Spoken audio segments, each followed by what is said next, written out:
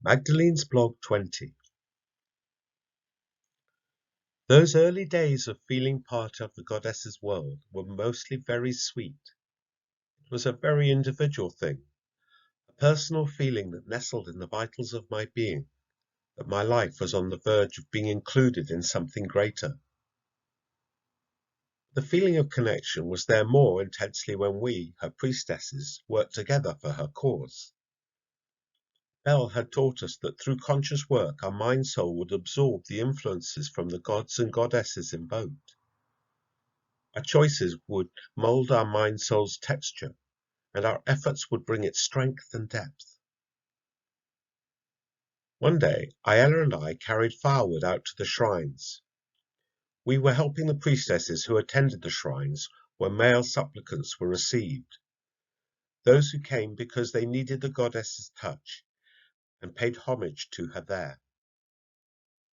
These shrines were small rooms set into the perimeter wall, behind the bushes and occasional trees that lined the outer area of the festive ground. Ayala and I swept the floors and hearths and lit fresh fires in them. In this cold weather, the hearth fires would provide just enough welcoming warmth for the priestesses to perform their duties as the goddess chosen. We had our new green cloaks wrapped around us, and could feel the package that marked our passage into priestesses hidden in their folds. A small, curved, silver-bladed knife was tucked into one pocket of the leather pouch, whose other pocket held another protection. Hecate's potion that Bell had worked into a small, unappetizing cake for each of us, held in cloths that had magic symbols on them. There were not many visitors to the shrines in the bitterness of this season's chill, but Anna was on duty, and there was a captain of the city guard called Carister, who braved the icy snow for his and Anna's customary rendezvous.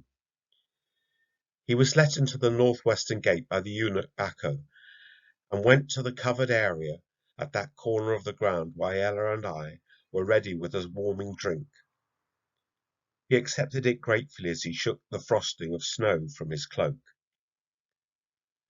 Another priestess called Felicita was with us, but she knew that the tough captain would have been told by Bacco that Anna was here.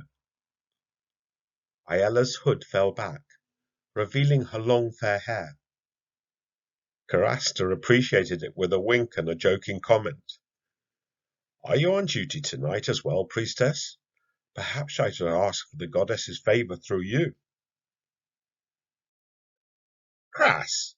Anna's voice cut across the intervening space from where she had entered the scene. "Don't mock the goddess." We all turned to look at where she stood, tall, with a presence about her that I wouldn't have guessed. Her radiance was enhancing her natural femininity. Maybe she wasn't the greatest beauty, but there was no doubt that at this moment she was the chosen. Caraster immediately crossed over to greet her as he always did, kissing the palms of both her hands that she outstretched towards him. She hugged him briefly, and then they moved off together to one of the shrines we had prepared. I'd felt a charge of energy within me, and Ayala had too. Quite soon now, it would be one of us being hostess for Astarte Aphrodite.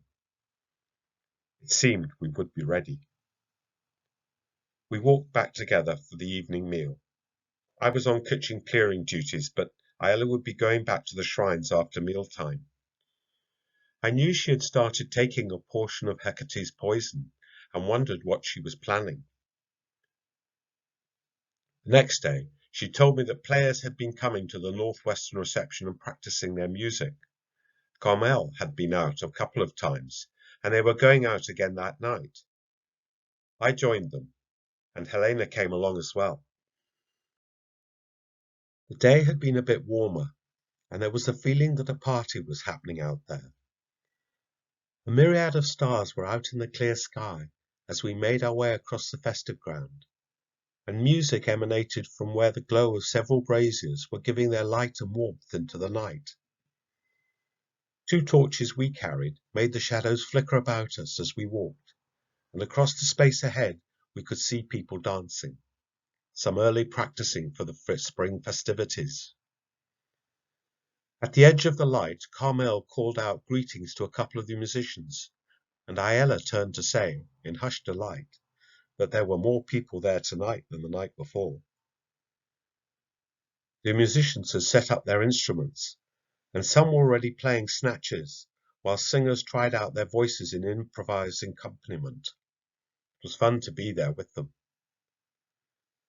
A couple of the watching men we recognized as regular visitors who came to obtain the favors of the goddess, and others were there who didn't appear to be either musicians or supplicants, but who had somehow succeeded in bluffing their way past Gaius and Baccho at the gate.